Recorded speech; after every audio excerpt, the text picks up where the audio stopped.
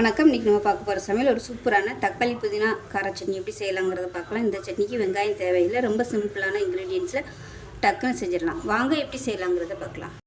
இப்போ ஒரு பேன் எடுத்துக்கலாம். தேவையான அளவுக்கு எண்ணெய் விட்டுக்கலாம். எண்ணெய் சூடாகும். ஒரு 7 வரமிளகாய் சேர்த்துக்கலாம். வரமிளகாய் நல்லா வறுபட்டுருச்சு. வேறு பிளேட்டுக்கு மாற்றிக்கலாம்.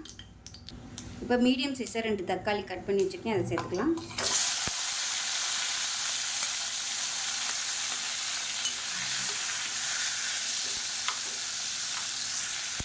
உப்பு சேர்த்துக்கலாம். இப்போ தக்காளி நல்லா வதங்கிடுச்சு. நல்லா ஒரு கைப்பிடி அளவுக்கு புதினா சேர்த்துக்கலாம். புதினா உங்களோட விருப்பம் எவ்வளோ நாளும் சேர்த்துக்கலாம். புதினா சேர்த்துட்டு ரொம்ப வதக்க வேணாம், லேசாக வதக்கினா போதும். இந்த இலை சுருங்குற அளவுக்கு மட்டும் வதக்கினா போதும்.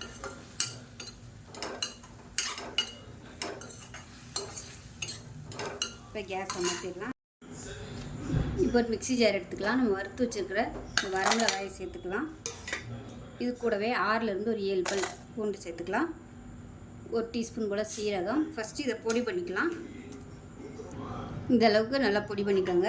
இப்போ இந்த தக்காளியும் புதினாவையும் சேர்த்துக்கலாம். சேர்த்துட்டு நல்லா நைஸாக அரைச்சி. இப்போ சட்னி நல்லா நைஸாக அரைச்சாச்சு. ஒரு பவுலுக்கு மாற்றிக்கலாம். சூப்பரான சட்னி ரெடி ஆயிடுச்சு. இப்போ மிக்ஸியை அலசிட்டு தண்ணி சேர்த்துக்கலாம். இப்போ எப்பயும் போல் கடுகு, உளுந்து, கருவேப்பிலை, 2 வரமிளகாய் தாளித்து கொட்டிக்கலாம்.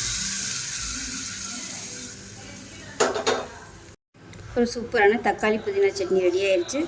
வெங்காயம் போடாமல் இட்லி, தோசை, ஊத்தப்பம் எல்லாத்துக்குமே அட்டகாசமாக இருக்கும். செஞ்சு பாருங்கள். செஞ்சு பார்த்துட்டு எப்படி இருந்துச்சுங்க சொல்லுங்கள். வீடியோ பிடிச்சிச்சுன்னா லைக் பண்ணுங்கள், கமெண்ட் பண்ணுங்கள், சேனலை சப்ஸ்கிரைப் பண்ணுங்கள், பக்கத்தில் பெல் பட்டனை ப்ரெஸ் பண்ணுங்கள். நன்றி.